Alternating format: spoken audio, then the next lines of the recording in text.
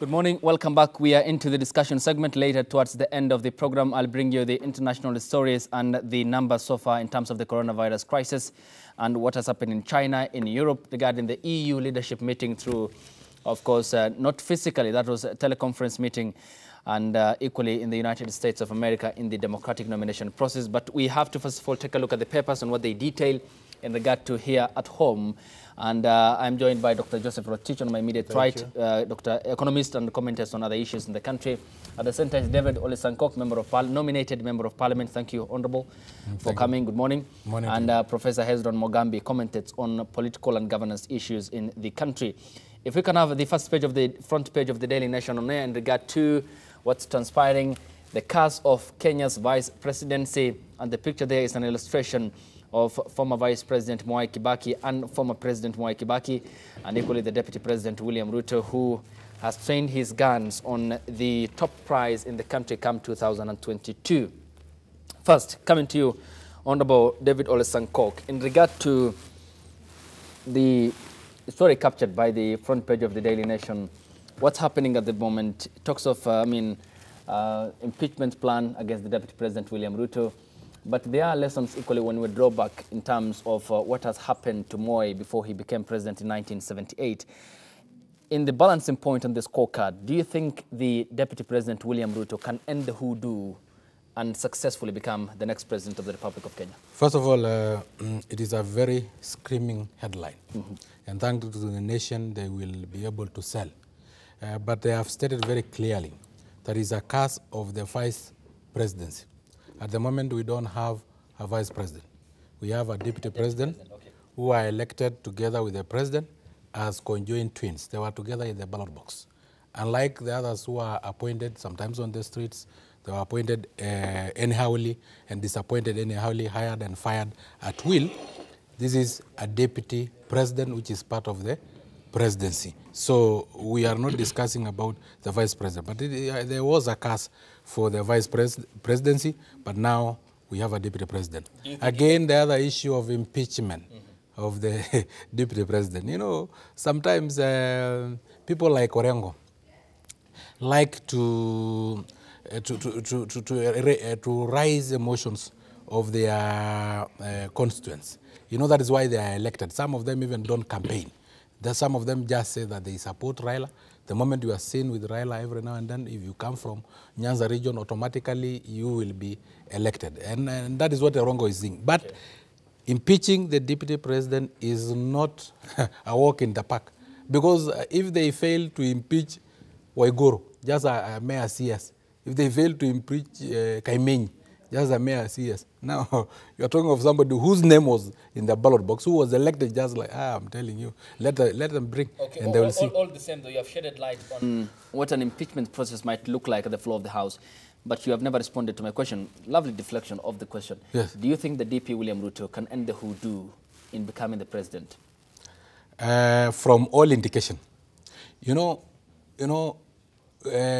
Election in Kenya is a democratic process, where it is the people who will decide, the people of Kenya, not the system, not whoever is in control. So we'll go to the ballot box. And I'm assuring you, from all indication, he have the masses. Okay, no problem. And of course, what will transpire in 2020 is subject to, of course, God's power and miracle, which is behind our comprehension. That we leave it to him, because we don't know whether we can take the next breath in the next minute. Professor Hezron Mogambi, I mean, I just want to contextualize it from the perspective of what transpired when you hear about the likes of, Kihika Kimani, Njenga Karume, who at some point had ruled out Moi completely.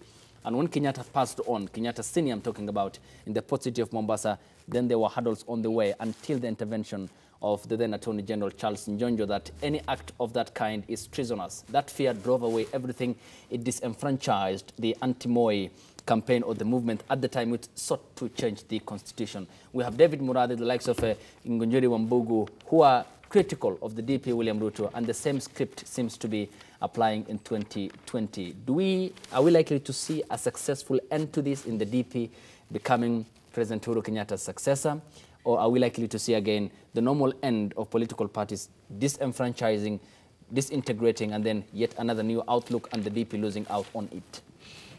Thank you very much, first of all, for having me here. It's always a pleasure in this program. I think to answer your question straight, this all depends on how the deputy president will play his game.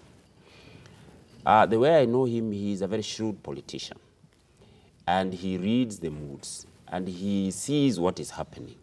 If he will respond in kind and maneuver his political schemes well, he may end up, you know, going through all these political schemes which seem hell-bent on ensuring that he does not become, you know, the president finally in 2022 or whatever time it is.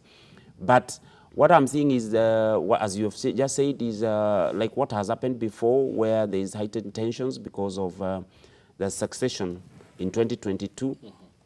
And of course, as you can see, the deputy president has also reacted to that endeavor and all those schemes, political schemes, to curtail his powers and ensure that perhaps he's not the heir apparent finally in 2022 and doesn't succeed the president. But as I've said, this all depends on how the deputy president will react and, you know, cut out his plan to ensure that whereas there is a group or people who may not really want to see him in office, as has been before, you have just said, he also plays his game wisely and well within the same conditions, because politics is a game of numbers, and politics, as Mheshimiwa has just said, politics also in Kenya, you know, one day in politics is a very long time. So you may not just predict that tomorrow this is what is going to happen. He may have enemies today who may be his close bosom friends tomorrow. So it all depends. Actually, the person now to focus on is the deputy president himself and how he maneuvers his way out of what is the situation today to ensure that he becomes victorious in 2022. And Dr. Joseph Rotich, if I may come to you, there's the tough task here and the calling card. The DP William Ruto has proven his dexterity, what he can in terms of how sharp he is politically.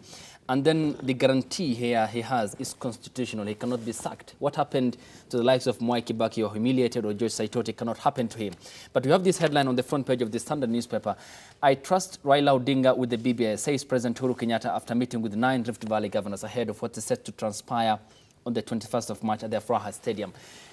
What does it say about now the boss? A case of sending the signal that all might not be well, or as we have planned, things might change? I think looking by the headings that is captured, there is no indication that the president has said that he's supporting Raila for the position of the presidency or any position.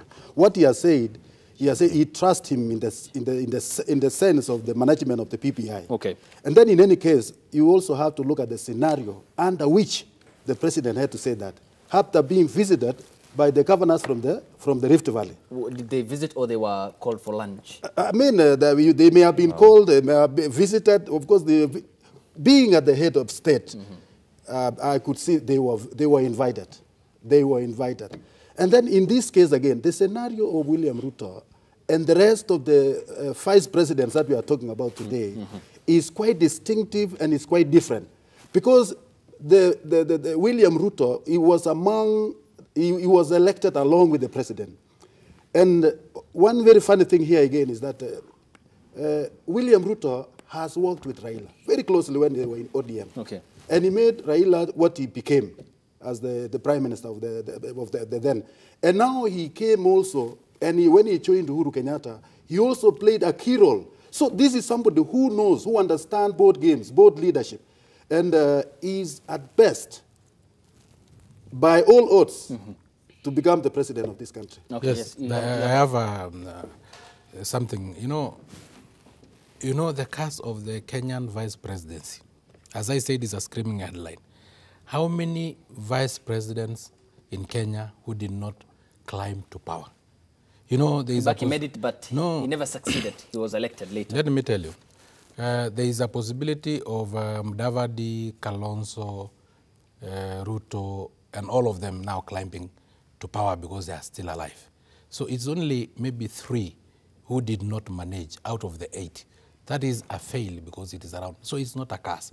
The other issue is that if I was the deputy president, We were elected together with Uhuru. We have worked with Uhuru from the time that they were accused wrongly in 2013 in The Hague. They worked together in 2002 when they were in Kano. I think if I was DP Ruto, I will majestically walk to State House. Without the mandate of the people? Or get the president and apologize for any wrongdoing that I have ever done. Because this is a friendship that did so far. And it is a friendship that brought Kenyans together. You know, during 2003, 2013, the country was almost being torn apart. Because if they were actually, they were detained in The Hague, we will not be having this country. But Kenyans sent a message that we want unity of these two gentlemen, the warring communities, that is the Rift Valley and the Central Kenya, because that have been the warring communities. And in their thinking as Kenyans, they decided to use the ballot box of 2013 to send that message that Kenya is united and that Kenya have forgiven each other and that Kenya must move forward. We don't want to lose that track. That's despite the warnings at the time issued by the then U.S. Undersecretary for African Affairs, Johnny Carson. But you have mentioned that in regard to the tag, which he said choices have consequences, but later on Kenyans, of course, through the constitution, practiced at their mandate. You have mentioned that if I were the deputy president, you will walk to State House. For the sake of Kenyans. And apologize to President Kenyatta. If there is anything that I have done wrong. What do you think the DP has done? No, I don't know anything. But you know, when there is that relationship that we witnessed in 2013 and 2017, then I just presume if there is something, you know, if I was actually the deputy president, I walk to the president, tell him I don't know what I have done, if I don't know, but if I know, I will tell him this is what I have done, but I apologize for the sake of Kenyans. Because in your view, do you think there's any wrongdoing he has done that warrants an apology? Of course, I'm not a prophet, I'm not a foreseer, so I cannot prophesize. You know, there's somebody who can prophesize what they have done. But both of them have not come out and said, so and so have wronged me on this. But I'm telling you for the sake of Kenyans, because you remember South Africa was in the same predicament. But they decided there are two warring communities. That is the black and the white. Let us compensate the oppressed by giving them the presidency. But then the oppressor, so that they will not be left behind and become the handed. You know, the hunter can become the handed. Let us compensate them. Let us give them the deputy president. That is what we did in Kenya. The two warring communities have been Rift Valley and Central Kenya. Now, they gave the Central Kenya, who have been the oppressed, the presidency. But so that the Rift Valley does not become now the handed or are left behind, they become the deputy president. That is what united Kenya. For us, we pray that this one maintained. And a bit of context, I'll come to you, Doctor, before you go. I'll need to go to the Prof, but I still need some clarity from the nominated member of parliament. In regard to what you have mentioned, the sort of the South African model. Yes. I mean, it was an apartheid. And apartheid is totally different from the Kenyan experience, despite that spectre, because in terms of the commensurate, what happened in South Africa outweighs what transpired in Kenya, which was the darkest moment of our history, was in 2007. I mean, there were killings, torture in South Africa under the Fred de Klerk government before Mandela was released to become the president. But that's another chapter for another day. However, this is the point. You have mentioned if there's any wrongdoing, of which you cannot prophesize. Yes. Meaning you have talked about also the continuous widening of the gap between Kenyatta and the DP William Ruto. The presumed widening of the gap. That is what I have said. Because for me, I still have a party. That is Jubilee. Presume. No, it's still there. Presume. What do you think is presumably then leading to the divide between Kenyatta and Ruto, his DP? You know, unlike you guys of the fourth estate, I don't have spiritual eyes. So I don't presume. I'm waiting for the two gentlemen to tell us, first of all, if they are apart. Because I still believe they are together. And if they are apart, because that is what you people have been saying, if they are apart, then they tell us what they did, what Uhuru did wrong or Ruto did wrong. But Uhuru is the boss. So his junior must actually apologize. That's why I said Ruto should apologize to his boss. But the point is because the boss is always right. With all due respect also to the members of the Fourth Estate, I'm a political journalist, so I have to make an observation and then make something out of it. But the question is objective. I mean, No. I'm telling the truth because can you see what you are saying? the cast of the Kenyan vice president. It's only 3 of them out of 8 who did not ascend to the presidency. No one has succeeded his boss. No one succeeded Moi. What about Moi? No one succeeded Moi. What about Moi? Moi succeeded. Of course, Moi's case was special, but no one succeeded Moi. So Moi's case is special. So it's not Of course, it's special with regards to also the help that came on board at the time from Charles Njonjo. Yes, Dr. Rotich. I think the issue at hand, personally, I don't see, and I don't see the difference between the president and the deputy president. What I'm only seeing playing games is the political power game among those who want to succeed the president. Because look at this way. When Moi was exiting politics, he preferred not to support Ruto, despite the fact that during not to support Saitoti. No. Not, I mean, in the Rift Valley politics. Okay. Not to support Ruto because he was looking behind him that there was his son, and that his son was to be the due heir to the position. But you see that failing to help Ruto build Ruto several times, because Ruto managed on securing the sympathy votes from the people of Rift Valley, and he occupied that that vacuum which was not there. What is happening today, as much as you are looking at the president not being supportive of the deputy president, okay, in a nutshell, I'm seeing behind the scene he is supporting his deputy president. Because look at the multitude of people who are following the deputy president after being looked like he's being overlooked by his boss. So that, politics is dynamic. Politics is a game that is hard to understand. And again, look at this way. Ruto support cuts across the whole Republic of Kenya. And you cannot dispute, it is not actually the way we used to have tribal alignment. Okay. But as of now, you can see support from all the Kenyans, from all quarters, actually looking at Ruto as a possible president of the Republic of Kenya come 2022. Okay, yes, Prof. I want to look at it differently. One, there is miscommunication between the president and the deputy president. That is it. If you look at the way, whether you are looking at their body language, whether you are looking at verbal communication, whether you are looking at the way they communicate in a cross-purpose way about the same issue, about similar issues. And Honorable Sankok has just said here that if there is something wrong, if there was something wrong, then he should apologize, which is right. And you can see that communication, which used to be there before 2013 to 2017, and even shortly thereafter, is not there. There are meetings, there are regular meetings, and the way they will do things together is not there. So you can read clearly that there is something amiss. And this is the miscommunication which I think the media is reading into, and other people. And if, for purposes of argument here, we say that everything is right between the president and the deputy president, and there is nothing to worry about within Jubilee, since the handshake, you can see that they have emerged within Jubilee itself, camps, political camps. And that's not something to debate about.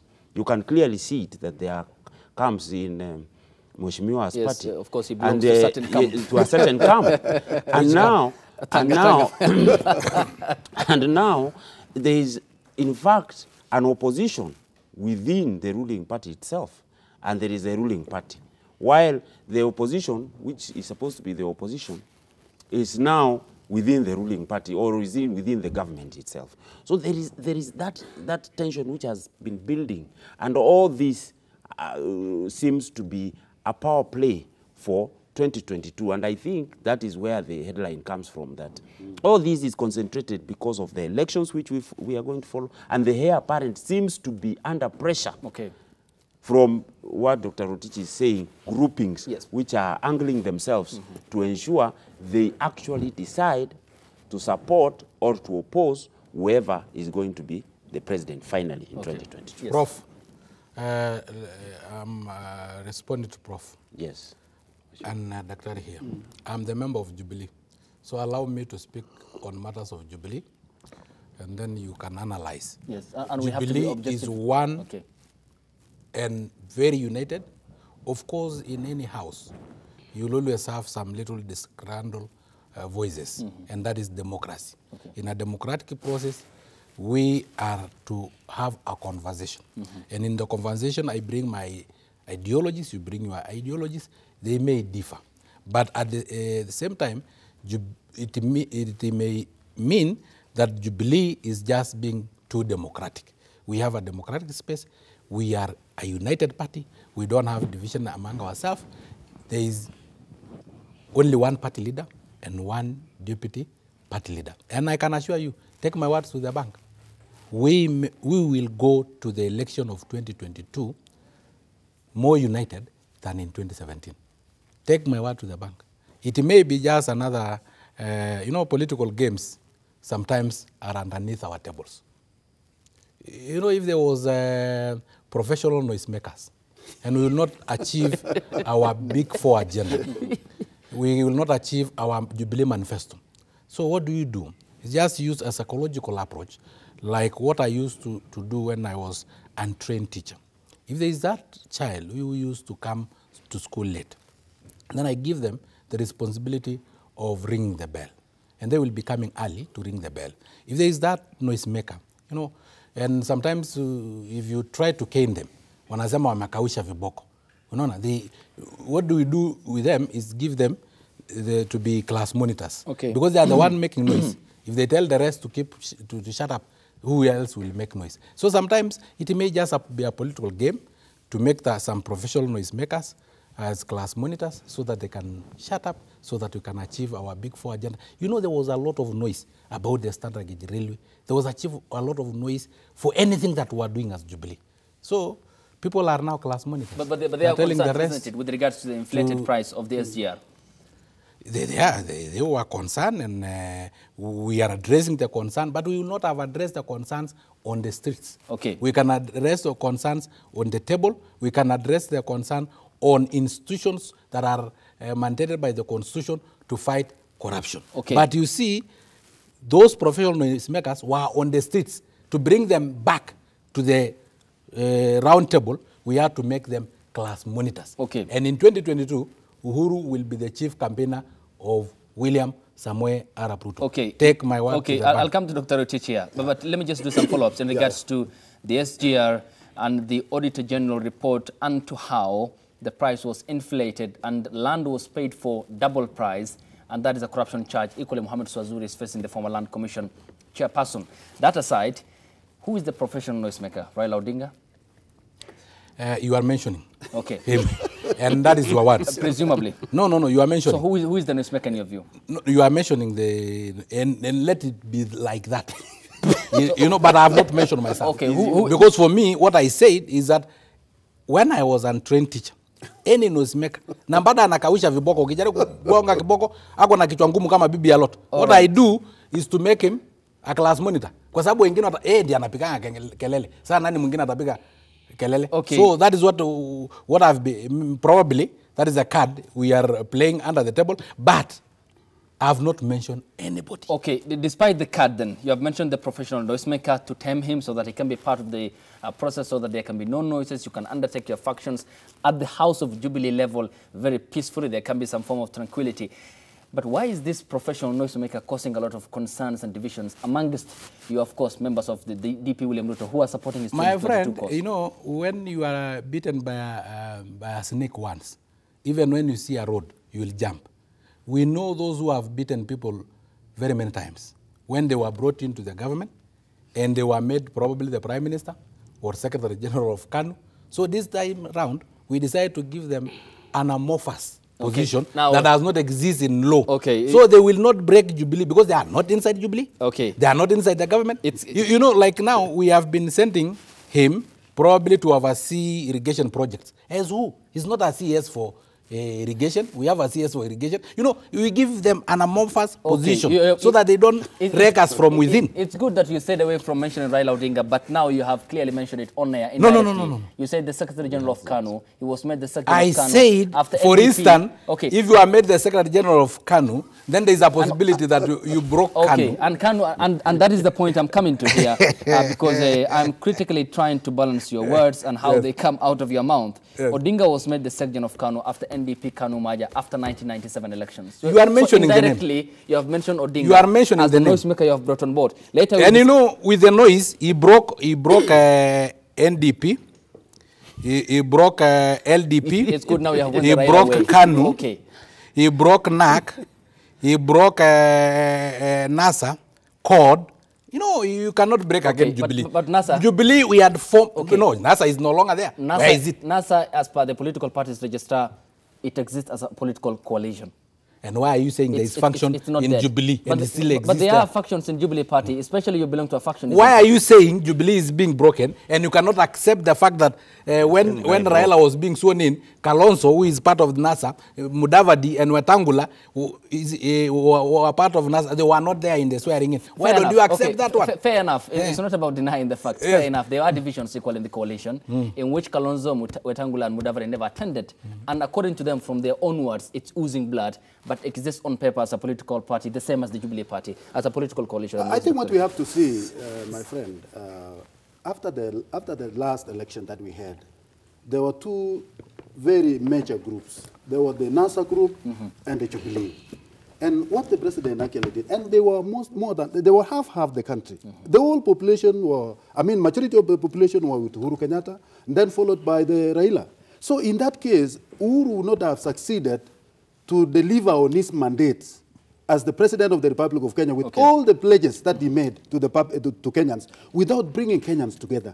So bringing Raila on board, to me, it was the most sensible thing that the president could do, but not on a political platform. Okay. He brought in so that the Kenyans could spearhead, or that they could be able to have a peaceful environment to spearhead and deliver on the agendas that he made to this country. All right, you'll continue. Let me pick this call from Douglas, who is calling us from Webuye. Good morning, Douglas. Salama na habari ya asubuhi. Habari ya asubuhi ndugu yangu. Vyema kabisa. Ninapongeza wale ambao wako katika studio yetu. Lakini niwache nikwambie ukweli wa mambo leo ya kwamba vile mheshimiwa amesema ni ukweli ya kwamba lastly 2022 our president atasupport William Ruto. Atasupport William Ruto. Na hiyo inaendelea tu, ni cards ambazo ziko, na kama Wakenya hawaoni ni ile tu kutoona, lakini mimi najua watu karibu ini that iishe. Okay. Kenya iwe na amani. Lakini ngoja kitamifike 2021 December. Okay. Hatutakuwa na Raila Odinga katika muungano huu. Okay. Na yeye atafikiria itakusimama ama kutosimama. Hiyo itampea challenge, but William Ruto vile wanaendelea kumletea mambo mingi, kumwekea mambo mengine mpaka wanaleta ile inaitwa system. Okay. Nafikiri kuna shida na wanaendelea kumfanya awe tu powerful na awe popular. All right. Hiyo tu ndio wanafanya. Wanatusaidia. Kumbuka 2013 vile waliongea wakizungumza mambo ya ICC. They were against ICC na na rais na deputy. Same what is happening. Na after mwisho Ruto atatangaza mshindi na watasema ameiba. Itaenda court and ICC. Okay. Thank you so much. Asante sana. Thank you so much. We cherish your contribution here on the program, and the number is as displayed on the bottom end of your screen. The number is 0791478990. The hashtag on Twitter is NewDayKE. The short SMS code is 40920. Yes. I was at the point of explaining the real intention of the head of state bringing on board Raila. It was not political. And as he had actually expressed, he said this thing is not political. It's not about 2022. The agenda that the president had and the pledges that he made to this country, along with Ruto, could only be delivered in a peaceful atmosphere. So, but the issues that Kenyans, you see, Kenyans is highly polarized, polarized society, highly political. And as at the moment, when the PPI was brought in, the Jubilee side was actually speculating that this could be another way these people are trying to sneak in Raila into the 2022 politics. And that is the suspicion that is so ripe now that the public now is being polarized. And we are now on 2022. And let me tell you for sure, if you look at across the country is ripe for election. When the election is 2 years down the line. Okay. And so this is a fact that has been orchestrated by the current PPI scenario, and having also the former Prime Minister being at the center. That actually raises the speculation that this PPI could be another motive or rather another way to sneak Raila into power come 2022. Okay. I mean, that is actually a mistruth, a construed kind of approach. Okay, we'll talk about the BBI. What will happen next in the county of Nakuru on the 21st of March 2020. Before I go to Prof, let me pick this call from John Adamba, calling us from the county of Bungoma. Bushere John. Habari asubuhi. Do we have him?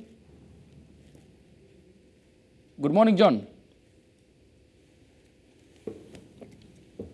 We seem not to be hearing well from John. Hopefully he will call back here on the program to make his statement. Yes, go ahead, Prof.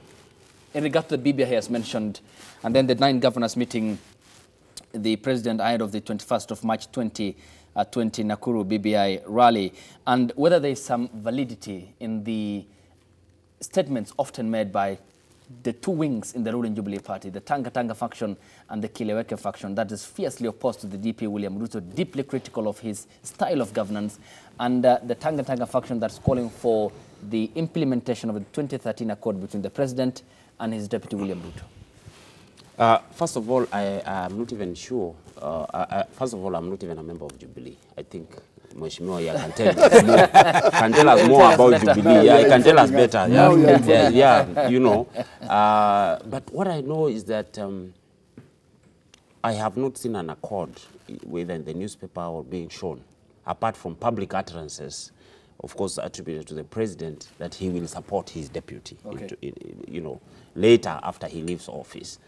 But when I started my contribution, I said, this all political noise will depend on how the deputy president will work on the schemes which are against him to ensure finally he becomes a victim. How he plays out that, and with all the interested parties and maneuvers his way through that, is what will count. Secondly, there is the BBI, which some sections of politicians have really been having unkind words over, and which has been seen by some quarters in Kenya as one of the strategies of ensuring that the deputy president does not actually finally succeed the president. And if you see the way the political rallies which have been going around on BBI, and the way some members of parliament and politicians have been contributing and castigating the political rallies, you see that they are actually opposed firmly to the BBI. And concerning the BBI or Rift Valley BBI, I think there has been a lot of tension about it, and that is why it was postponed to, you know, March to 21st. But again, with the meeting which we saw with governors from Rift Valley, with the president in State House, and later I saw communication from the majority leader in Senate, Kipchumba Murkomen, who is also the senator for Elgeyo Marakwet, about the same meeting.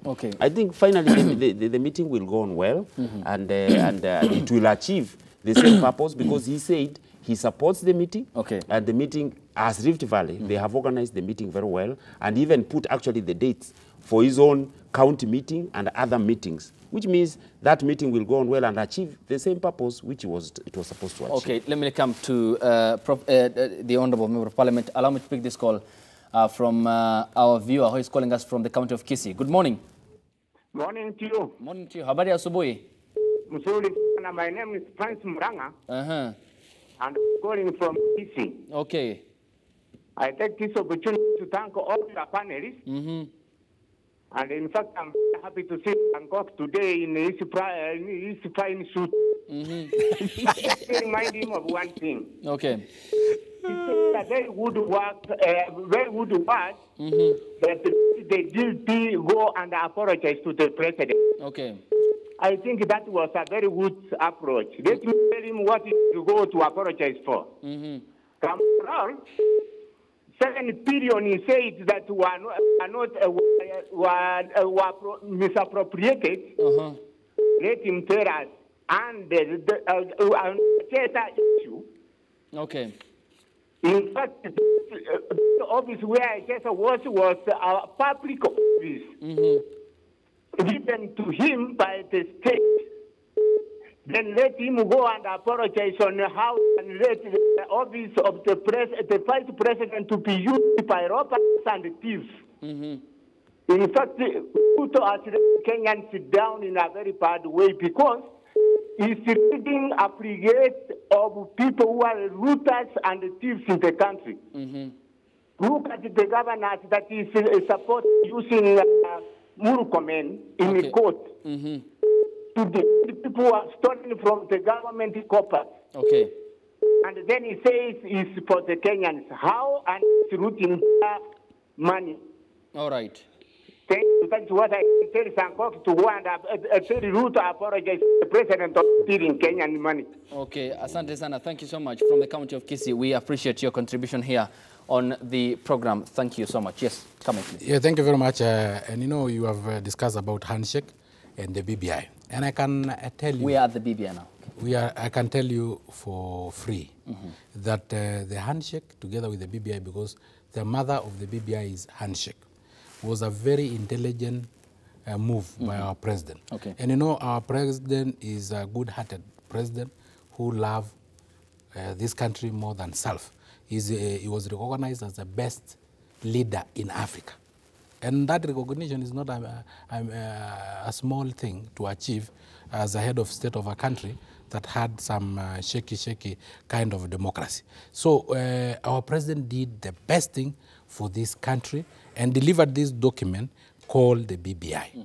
And you know, this document called the BBI is a document in which we were told, instead of keeping whatever that is disturbing your heart until the time of election, when you will manifest it through violence, let us now come to a round table, have a discussion, let us converse about the issues that you think are ailing you, so that you don't bring them out in the form of violence during election time.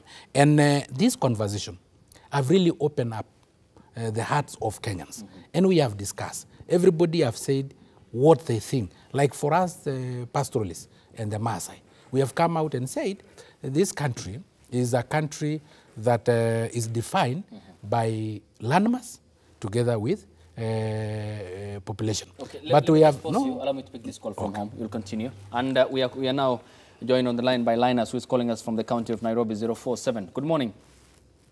Morning to you. Morning to you. Habari asubuhi. Very. Talk to us. Yes, I'm saying this. These men who are seated there, they took so much of their time to discuss about 2022 politics, about while they cannot even remember that we lost many people during 2017, 2018. Many families were left orphans and widows. And yet, when Raila and Raila decided to swallow up his pride, the plus Uhuru, the leaders we have in the land cannot even realize the sense of the need for that unity. Okay. They talk about 2022 as if now someone who has guaranteed Ruto to live to see the year 2022. Even themselves leaders seated discussing 2022, but the death of a human being is based on the hands of God. Remember, last week we lost an MPA there, Mombasa, who was also talking about 2022. How come each and every day the leaders in the land, we are supposed to lead as common wananchi to see the way forward, how to unite countries, are busy telling us every time left and right, talking about the politics of 2022, while ourselves have the crashes on our body as a result of the violence in 2017, 2018. type of leaders we have in the land today as young people, because even whatever they have been promising the people, we've not even seen the benefit from the leaders which are there discussing politics for 2022. Okay. Well, families are crying. Children were left orphans. Widows became, many women became widows. Okay. Then we put focus on 2022 and Ruto. Okay. Very unfortunately. Very unfortunately. Asante sana. Thank you so much. Prof, I wanted to respond to that in regard to the question raised by Jackson as to whether there are guarantees and assurances in regard to the BBI being the antidote to the country's political problems. But let Mheshimiwa finish up, and I'll come to Dr. Rotich, because that is the point. That is the main purpose of the coming together of the two gentlemen, to address the perennial political problems in this country. But first, finish up your point. Yeah, because why we're discussing 2022 is because if you don't plan ahead, you are planning to fail. We have Vision 2030. Somebody is telling us 2022 is far. Which is one is far? But it's a political process. Vision 2030 or is it 2022? Okay, anyway, I was saying that this is the best thing that have ever happened in Kenya. We are now conversing. Okay. We are discussing. We are on a round table instead of being in the streets to demonstrate and bringing out our anger for things that have been ailing us all through in 5 years. We are now discussing them on the table. Of course, you know, in the pastoralist communities, I've told you, we have now come out and said a country is defined by two parameters. That is the landmass and the population. But for a long time, we have used one parameter called the population to allocate resources and to elect our leaders. Okay. We have said, as much as we talk of one man, one vote, one shilling, we also have to bring on board the issue of 1 kilometer, 1 vote, 1 shilling. Because landmass is equally a parameter to describe a country or to define a country, just as the population. Because you don't say 50,000 people make a country. No, it is the population together with the landmass. We have also come out as persons with disability, for instance, and rejected inclusivity, what we call tribal inclusivity. Okay. We have said, yes, inclusivity is required. We need to create that position of the Prime Minister and 2 deputies so that we have 5 positions at the apex of leadership. But when you say you will bring this tribe, Kablahi na Kablahi, you will only be able to bring 5 tribes out of 44 tribes of Kenya. All right. And now if you bring those ones, you have led to exclusivity because you have excluded 39 tribes. So including 5 tribes and excluding 39, that is exclusivity. And we want total inclusivity. And our proposal as a person with disability, inclusivity means let us bring on board affirmative action group. Okay. And that is why we have proposed that if the president, you know, the affirmative action groups are women, youth, and persons with disability and marginalized communities. So we have said, if the president is a man, let the deputy president be a woman, and let the prime minister position be reserved for a person with disability, the deputy prime minister position be reserved for a youth, and the deputy prime minister too be reserved for somebody from the marginalized community, because that is now total inclusivity. Meaning you're talking about a total change in the structure of governance in the country. I'm talking of, yes, total change. The way they have said in the BBI that there will be a position of prime minister, what I've added is 2 deputies, so that we bring the 5 affirmative action groups on board, because we know they are there. And then the last point before you go to him is that there was somebody talking about that actually it was the prof, that the accord was not on newspapers, was not on papers. You know, our agreement and our accord as Jubilee was not written on paper, but in the hearts of Kenyans, and was written in heaven. Because when our leaders were making that particular agreement, they were kneeling down before men of God, and before masses, Kenyan masses. Okay. So they are written in the hearts of Kenyans. but you have no proven, tangible record that you can say we have agreed on ruling the country, as you said, 2032.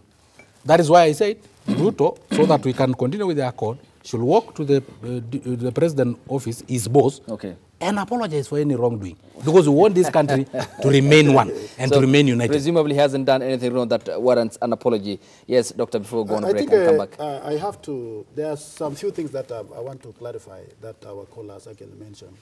about we are over-concentrating on the 2022 politics, leaving behind all needs of the majority of Kenyans.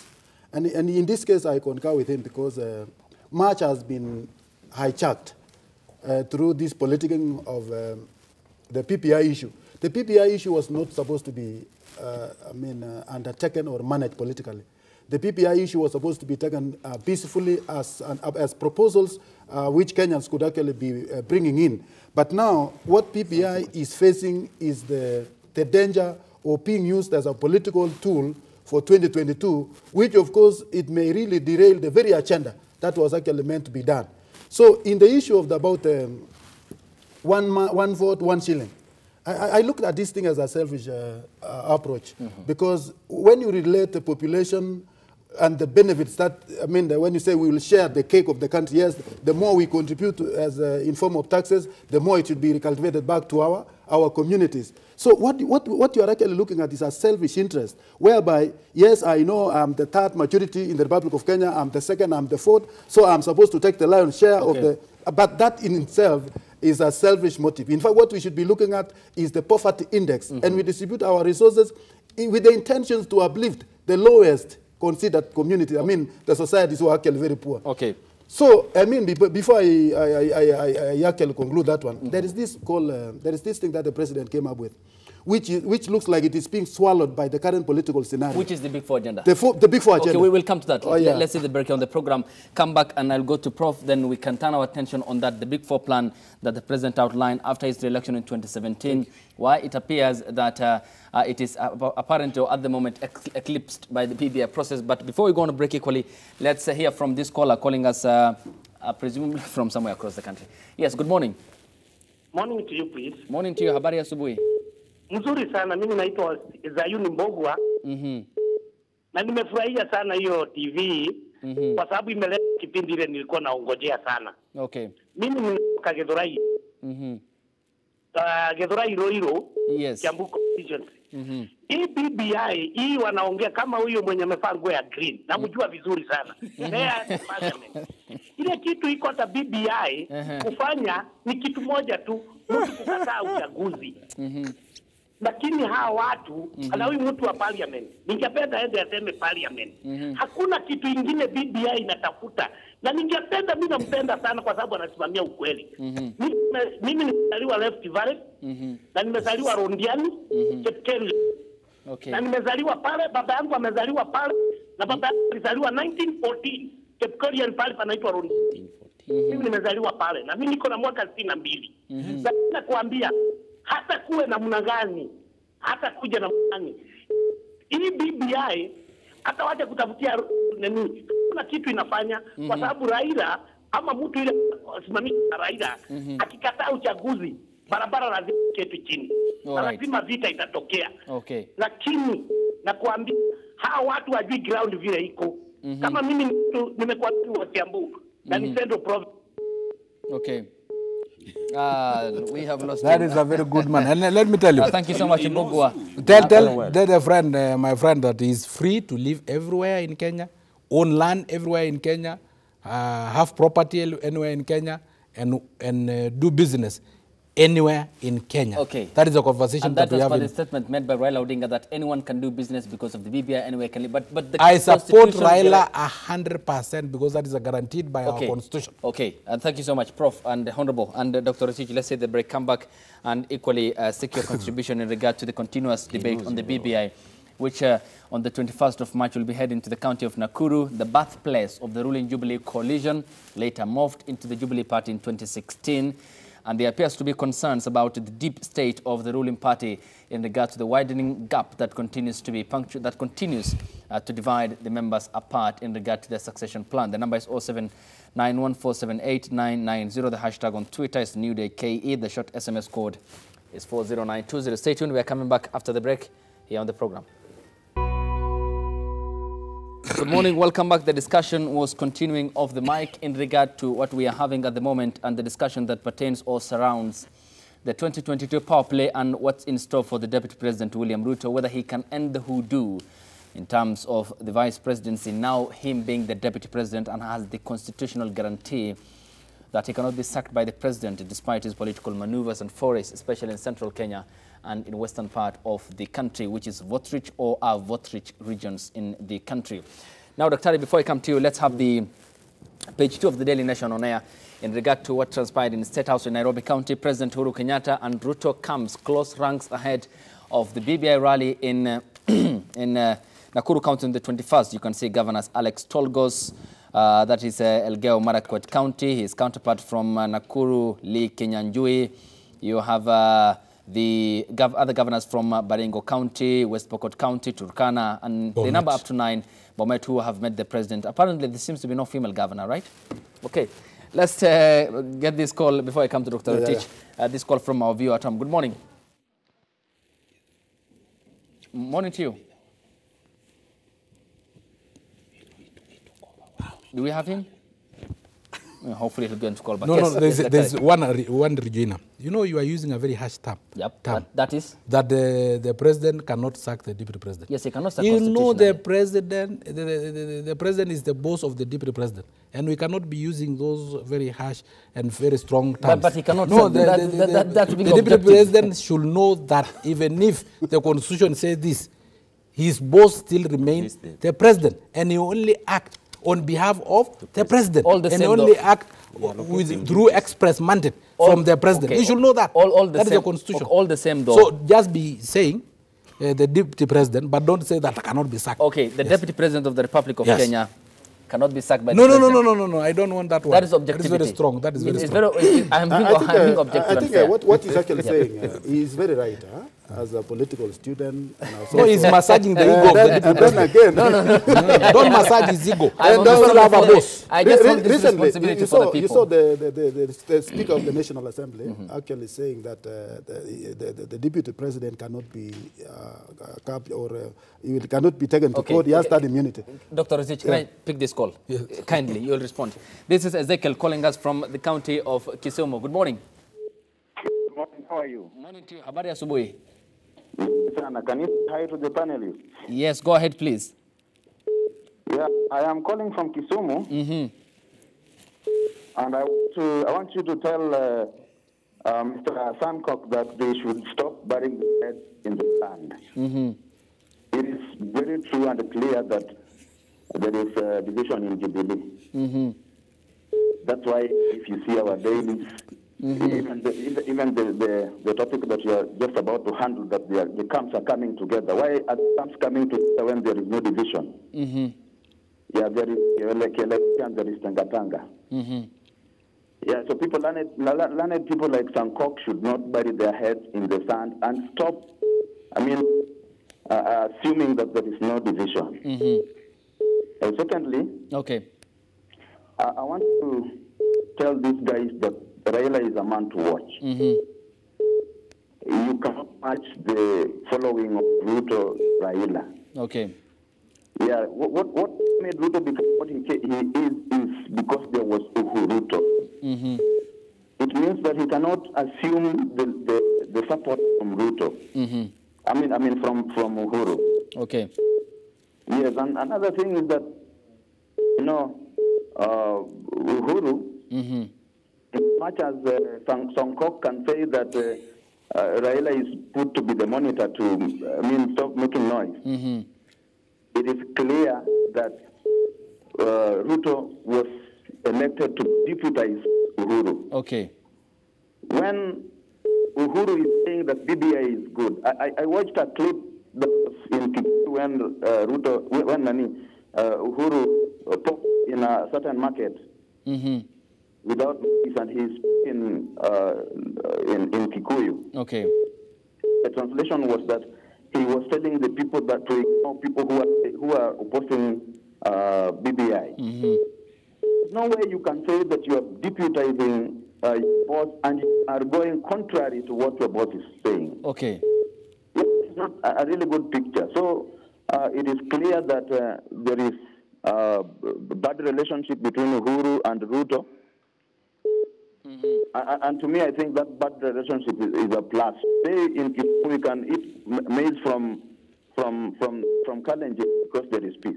Okay, asante sana, Ezekiel, calling us from the county of Kisumu. Thank you so much for your contribution here on the program. Yes, Dr. As on you. I think the issue that Kenyans, I want to highlight is about whether one is opposed to or concurring to the issues that are raised. So far, what we are doing, we are contributing our feelings, our felt needs to this pool of PPI. We have not, I mean, the Kenyans are yet to campaign, whether for or no, once they have all the concepts that are actually being forwarded or submitted would have been crystallized and show the direction. That will be the time when we can read and say, no, I'm not for this one, yes, I'm for this one. That is the time when we can say we are for or we are not for. But as of now, nobody is opposed to PBI. You know, you overheard during the commissioning of the same or during the launching of the same. All and sundry said, yes, we have heard about you, yes, we are going to read this thing, and we shall give our input in the same. So what the Kenyans are now doing, they are putting their inputs. Okay. So the issue of whether we are supporting, whether one is supporting or not supporting cannot arise because we are yet to see the paper that will be the product of all these things. Okay. Now with the issue about the visit by the governors, nine governors to the head of state. There was a perception that there was tension that transpired, which actually led to the postponement of the PPI rally in Nakuru. To me, it was not really the issue of tension. You saw the last PPI rally that happened at Kinoru, Meru. It ended up in a way that not many of those who are, supporting the whole thing participated. They were not happy about the whole thing. So they had to go back to re-strategize. And also having at the back of their mind that Rift Valley or Nakuru being the headquarters of the Rift Valley, they were expecting now, because the two guys, the Murkomen, and of course Mr. Moses Kuria, when they left the meeting, the masses left along with him. So the perception was, if this thing happened in the heart of Central Province, well, how will it be in Rift Valley? That is why these people, they had to go to the drawing board, not because of the tension, because this thing, we are not voting the PPI as of now. Okay. Yes, Prof, a lot to talk about. But this is my concern, and the point equally raised before we went on break, about the Building Bridges initiative rallies across the country, or ever since commissioning the handshake, the president here, does it, or is it no longer, does it matter to him, the Big Four agenda, in terms of the BBI rallies now eclipsing the delivery of the agendas that the president once implemented before 2020? I think I just want to go back and answer some concern which was raised by a caller, that leaders and political leadership seem to have forgotten about interest of the masses and championing their interests, as it were. But what I know is that every politician, every politician has three interests. One, election. Two, re-election. The other interests are very many. So, wananchi, or the people who vote, belong to those very many other interests which a politician has. And when we talk about the Big Four agenda, we are talking about something which is very focused, which is both medium term and long term in the interest of food security, health, manufacturing, and the others.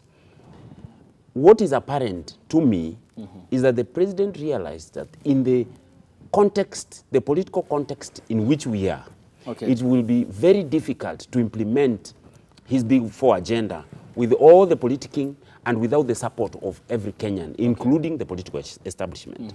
That is why, in his own wisdom, he decided to work together with the opposition to ensure smooth implementation of the Big Four agenda.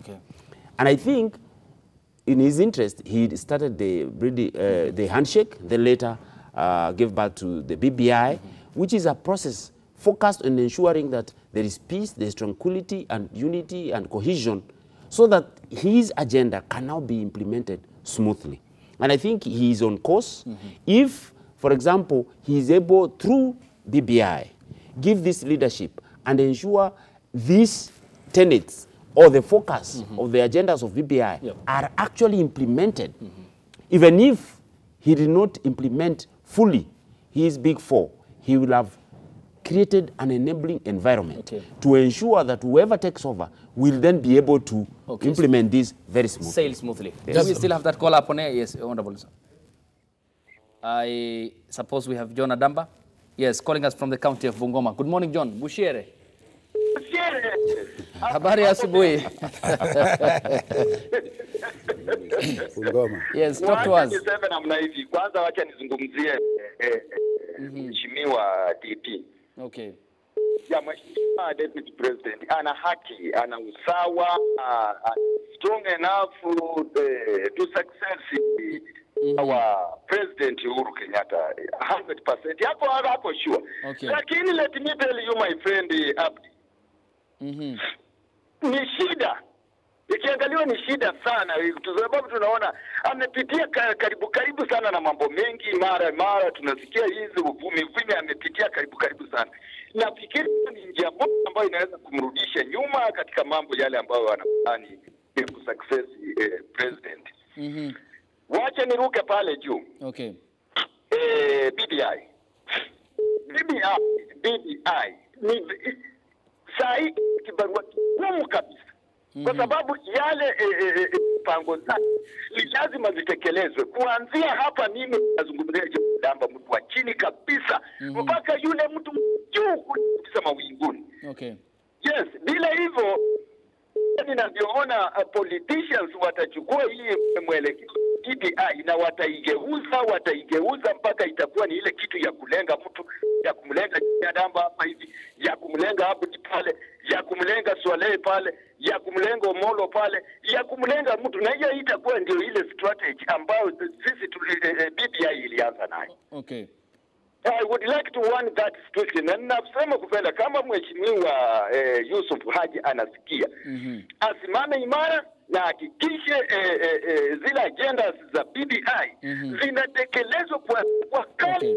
Katoto kanatoa kuzaliwa leo, wacha leo. Hii mpaka kwa ule mzee wa miaka 200 kule mbele kabisa. All right. Asante sana John, calling us from the county of Bungoma. Thank you so much. Always appreciated. And of course, caller always number one here on the program. Thank you so much from the... Yes, there's something. Let him finish up. Just finish up.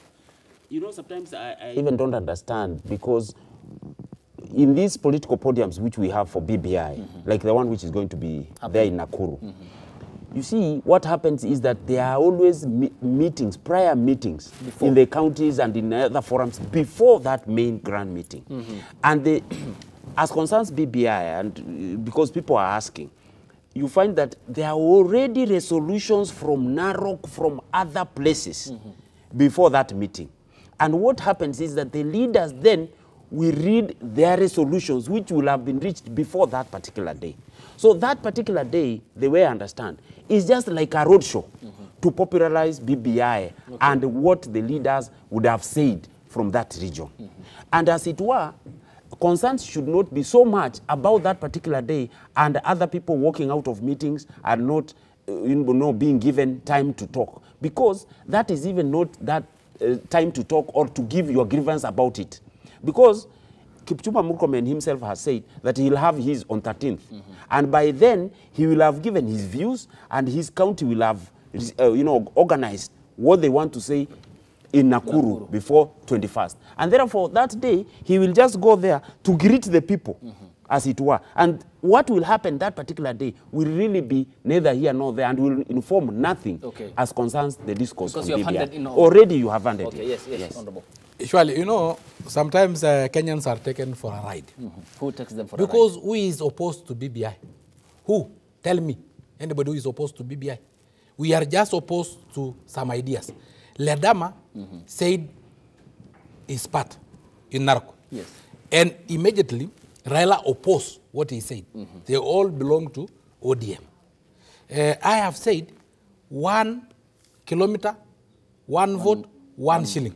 Hishungwa is opposed to me. We are all in Jubilee. Nobody is actually opposing BBI. And there is a legally gazetted steering committee of BBI led by Haji, which is sitting in KICC and LICO Regency. Yesterday, the day before yesterday. They finished yesterday. Yes, the day before yesterday, I was there. representing person with disability. There was a day I went to KICC with the Honorable Ndwale, His Excellency Adan Ndwale, where we represented our views as pastoralists. Are you getting? And what we represent our views as pastoralists may be opposed by the other part of Kenya who are favored by the session paper number 10 of 1965. Because what we want as pastoralists is for us to also get resources. But session paper number 10 of 1965 placed resources to high potential areas. And to them, high potential area meant agriculture, production of sukuma wiki and cabbages. But to us, our oil in Turkana is high potential. To us, our livestock is high potential. To us, our tourism is high potential. Okay. That is why we have come out and said we also need a share of these resources in terms of the land mass, because we are sparsely populated, but the country is defined by land mass and population. So nobody is opposed to BBI.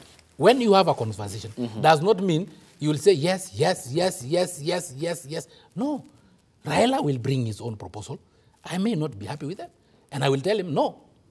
As a country, that is the wrong direction. There are points of disagreement. And there is a point of disagreement. But does not mean that there is an opposing camp. There is no opposing camp to BBI. Because BBI is a brainchild of our party leader, assisted by the party leader of ODM. So if there is somebody who will oppose, probably from Punguza Muzigo, probably from Tip Tip, from other parties. But now the two big parties, all of them are in a conversation. We all support BBI. But, period. But your suggestion may not go well with me. So I will oppose that particular suggestion. Does not mean that I'm opposing the BBI. Jubilee leaders, like what happened with Moses Kuria and Murkomen when they were in Meru. You know, they were going to another meeting. It is not one meeting that I have gone, and before it end, I excuse myself and go. And they did not have the mandate to tell people, don't follow us. When people, because probably people wanted to hear from them, you know, I have a choice. I came to hear the deputy president. If the deputy president is told that he will not speak, or if he leave early, I have a choice as a citizen of this country to decide to leave the meeting. Because it was not said that you must not leave when so and so leave. So those who followed Kinamurko men, they are fans. Everybody have his fans. So it should not be that they wanted to break the meeting. All right. You mentioned a very pertinent point in regards to the your party leader, the president, commissioning the handshake and then reconciling with the ODM leader Raila Odinga. But the point is that while you say there are points of disagreements where ideologies differ. Yes.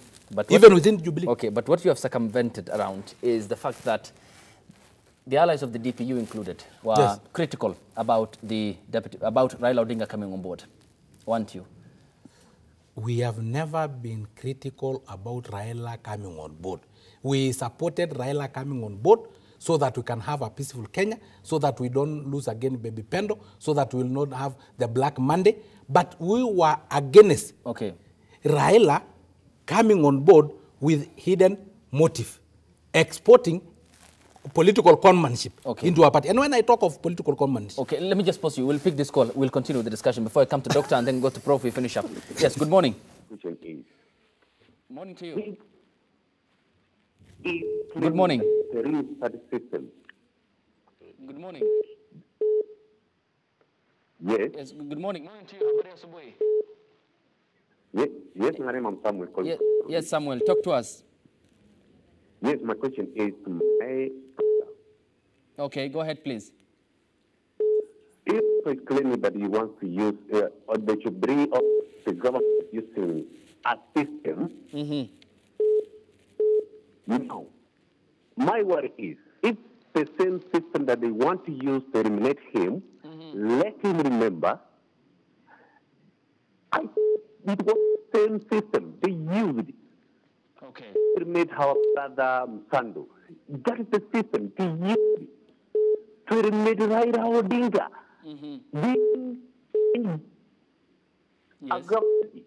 Ruto na Uhuru, they use the same system. Being a Kenyan, I want niwe na ile uaminifu kwamba yeye hujua ni system gani hao wenyewe hutumia. Sasa yeye hachipange na hatumie mikakati basi ya yeye kushinda na hiyo system isije ikampate. Issue is waja Ruto yeye achipange na haelezee watu ya Tanga akina Murkomen akina my brother here that being using BBI, it's a way of uniting all Kenyans. All right. Thank you so much, Samuel. Well noted. In regard to what he talked about, the deep state and the system that the DP William Ruto talked about on Saturday during the burial of Sergeant Kipyegon Kenei, the late was laid to rest in Nakuru County, and the viewer saying the DP should inform that his allies, the Tanga faction, that the BBI is for the best interest of the country. Yes, as we finish up. The concern was that from the onset, you are concerned about Odinga. The DP William Ruto at some point speaking in the county of Mombasa, I presume, saying that we will not allow you to bring conmanship, hatukubali into our party. Umenifukuza, sitakubali ukuje unifukuze Jubilee.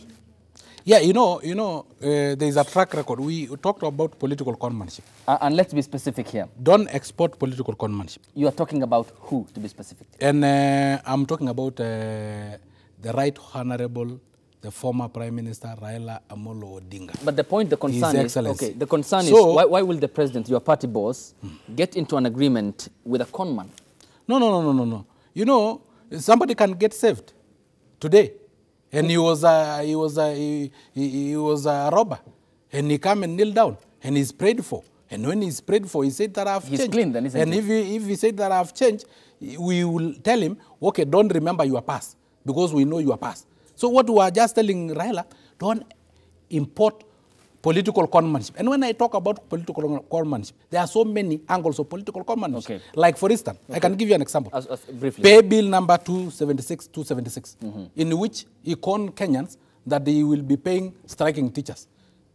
No teacher ever received a kobo. That is subject to 991 44444. Okay, 991 444. That is a pay bill number for a repeat election. Okay, we never had a repeat election. Okay. They never came for a repeat election. NASA boycotted the elections. Yes. And, so what you've mentioned about the teachers is subject to substantiation by other government agencies. Okay. Let's be fair. Okay, go ahead, please. So that is what we wanted, because we wanted somebody when they get saved and they agree now that Jubilee agenda is good for the country. Okay. The Big Four agenda, the Jubilee Manifesto, the Standard Gauge Railway, the last mile connectivity, the free maternity, the infrastructure that we are putting in place are good for the country. Yes. Then you are saved. And when you are saved, you start by becoming a worshipper. Okay. After being a worshipper, you become somebody like you belong to a choir, and you become an altar boy before you become a bishop. Okay. So we are telling him, don't come straight and become a bishop. Okay. Yes. That's a normal process. Okay, the point is we don't want to personify or talk about Raila Odinga, the person or the persona. We're talking about objectives and issues that are of concern to the common one, and you are calling us. You are forcing me to mention him. I'm just asking questions. Yes. I'm just a member of Fourth Estate. I'm asking objective questions as to how, why, what, and why they happen. And very objective. I think, yes, go ahead, please. Let me tell you, for clarity, this country has been, since His Excellency the President actually came on board, the pledges that he has made to this country, the first 5 years went smoothly. Now the last 5 years, with this agenda of the Big Four plans, which is now being hijacked by politicians. Yes. It is the most unfortunate thing. And His Excellency has been in record by saying, why do we politic when the election is far much away 2022? So, as at the moment, the politicians have hijacked everything. Even the PPI, it has been hijacked. Originally, it was meant for the common man to read and understand and give his views. But currently, as it is meant for the politicians. And it is the most unfortunate scenario. And then again, let me just also clarify on this issue. The Right Honorable Raila Odinga is the one who is among the people who championed the major constitutional changes in the Republic of Kenya. And we are proud of him as a Kenyan senior citizen. And then the issue of politics, far away from what we are discussing, I look at Raila as a senior Kenyan citizen who has contributed a lot. Milestone changes in our constitution was contributed by this man. Okay. So, and another issue again, His Excellency the President made the wisest move to bring on board Raila Odinga into the government so as to be able to champion his 4 agenda plans, which is actually being hijacked by the politicians. All right. So this is something that we must actually be very appreciative. Away from politics, I think we could be doing more and more things. If only we can respect the timing, because Kenyans don't respect time. When it is time for politics, I don't know what they will be doing. Now that it is the time to deliver to the people of Kenya the pledges that the current government actually made, instead of now delivering, as somebody said, that people are languishing with poverty. There are no money in the pockets of the majority of Kenyans. And then we are playing the kita or politics. How far shall we go as a country? Yes, let me give the closing remarks to I think... okay, I'll come to you. I think politicians are in political posturing. I don't think Honorable Raila Odinga is in government, unless Honorable Sankok tells me. He's, the way I know, an opposition leader. But he's been welcomed by the president to help him deliver on certain particular issues, which have now become BBI and other issues to help the country move forward. What I think, and as the caller had asked, what I think political leadership should do is to ensure that in all the policies, in their political posturing, to ensure that they become relevant in the next election, as I said, that they will be re-elected. Politicians should mind their electors, the people who elected them, and ensure that at least their interests are taken care of, so that Kenyans do not continue languishing in poverty, below $1 a day, and continue, not being allowed or being able to take their children to school and not being able to afford a meal a day and being, all those. So Kenyans are suffering, and the political leadership, including Honorable Sankok, who is seated next to me, should mind and ensure that Kenyans do not continue to suffer and still think that in 2022 they will be back to elect the same people who do not, practice and ensure policies are in place to help them. Okay, yes, the final remarks. Away from politics, I would like, that. You to assist us, to allow us send our sincere condolences to the Msambweni Member of Parliament on my own behalf, on behalf of the 6.5 million Kenyans that I represent in the National Assembly with disabilities. I would like to send my sincere condolences to the family of Dori and together with the people of Msambweni. And as a house, as Parliament, we are really mourning because we have lost 4 sitting members of Parliament. The late Nyenze, the late Ken Okoth, women rep we have lost, and now we have lost Suleiman Dori, which is really for us, it's very hard for us to bear this pain. It has been very painful. These are our colleagues, and we are still mourning.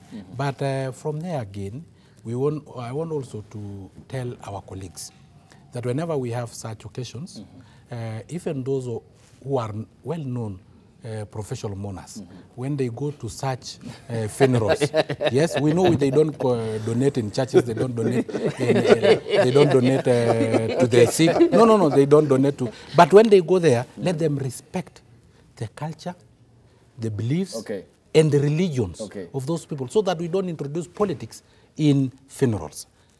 Thank you so much. May his soul rest in eternal peace. Yes, yes, Dr. Rotich, as you finish. I think, let me say, I think Kenya and Kenyans should remain focused. Even as we think about politics, let us majorly think about our real development that really goes to the improving of the welfare of the Kenyans. And let me say that Kenyans need, and Kenyans also need a surety or peace. Even in the next election, we want to do an election that every Kenyan will be happy of. And if this PPI will assure or ensure that stability, then let it be. And my greatest fear is that when it will come to the voting now, the referendum, when we shall have a referendum for this paper, I know the outcome of this paper, what will have been decided, will either bring people who will say, yes, we are in agreement with everything, or no to some, which will also, they may be opposing. But I really pray that Kenyans will have this thing peacefully, and Kenyans will remain in peace for their own good. Okay, thank you so much, Dr. Rotich, Honorable Member of Parliament. David Olesankok, asante sana. I appreciate your time. I just do some international stories, so you'll be here. You will be getting some cups of camel milk. So, thank you. For me as a pastoralist, the camel milk is the best. It's highly welcome. Okay, and it's a form of trap for me so that you can be around. But I want to go to the house. The house business is almost starting. Okay, no problem. Yes. I'll just conclude in the next couple of minutes here so that we can do away with the other stories. So, in regards to the coronavirus crisis, let's have the numbers so far. 118,000, Madam Director, let's have this up on air. 118,745, total deaths 4,284, total recovered 65,740. So let's come back and take a look at the performance of the graph in terms of what's happening in China at the epicenter of the outbreak, and to be specific, the city of Wuhan in Hubei province. The graph at the top end in the yellow shaded assumes an optimum growth with regards to meaning that authorities in China have managed to put things under control. And when you look at the mid-green line is the total recovered number of cases, which towards the end, from the 8th of March to 11th today, appears to be also assuming the optimum shape, meaning that there are more people who are recovering from as a result of the virus.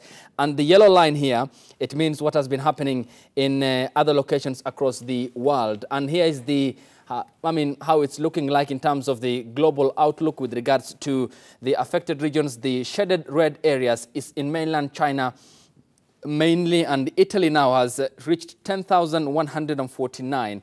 And so with regards to Italy, there has been a meeting yesterday convened by the European Union leaders, and that never happened physically in its headquarters in the Belgian capital, Brussels, but they did so through teleconferencing, and the 27 leaders, they ought to have been 28 because the UK has left, and so Prime Minister Boris Johnson apparently wasn't a part of the teleconferencing meeting between the EU leaders, and they have reached consensus in regard to what they say was coming up with an amount that will address not only the epidemic but also address other issues that are happening in the European continent.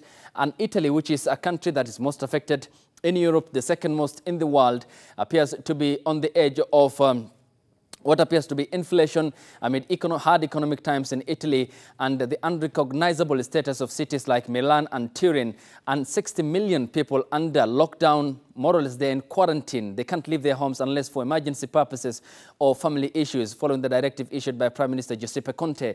Well, that is in Europe. When you come to the other developments in China, this is in regard to President Xi Jinping, who yesterday visited Wuhan, the epicenter of the outbreak in the province of Hubei in China, that has killed more than 4,000 people.